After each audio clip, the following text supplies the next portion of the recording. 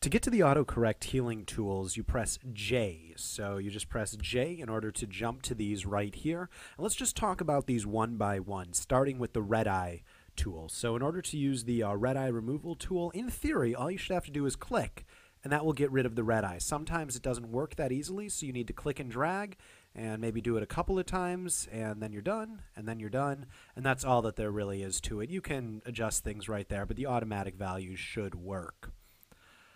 The spot healing brush here, let's switch out images right here. The spot healing brush, in theory, should be able to look at something such as a wire and then be able to remove them automatically. While there are options that you can right-click on, I suggest changing the size with just the square bracket key. So, with just the square bracket key, so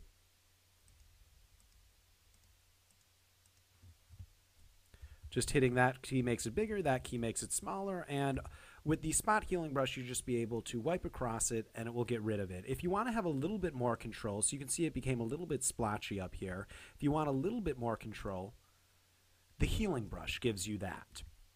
And the way the healing brush works is instead of just clicking and dragging, you hit Alt, then you click in order to sample, and then you drag, and it copies and pastes from the place that you hit Alt to the place down here. If you right-click, it's the same options that you get, and it gives you slightly more control. In general, you want to use sampled, you want to uncheck aligned, and current and below is almost always the right option. And that's just in case you have a color adjustment layer.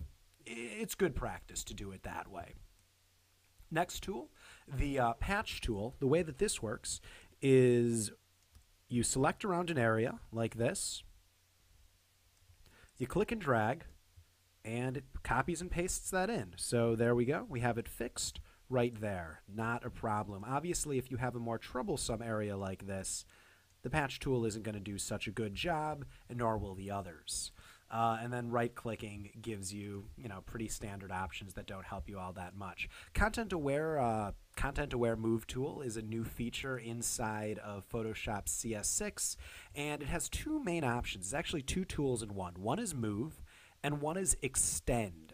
So with Move, what you do here, let's just select around this, and now if I click and drag this down here, in theory, it should set the head down here. So it takes a little bit to analyze, and then it should get rid of it up there and set it down there. Perfect.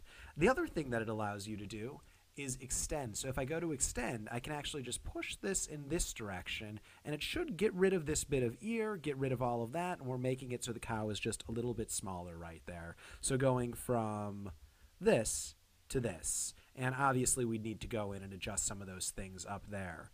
For the full 4-hour Photoshop crash course, click on the link below. And to get more of the tools, just click on this link inside the video itself. Thanks for joining me.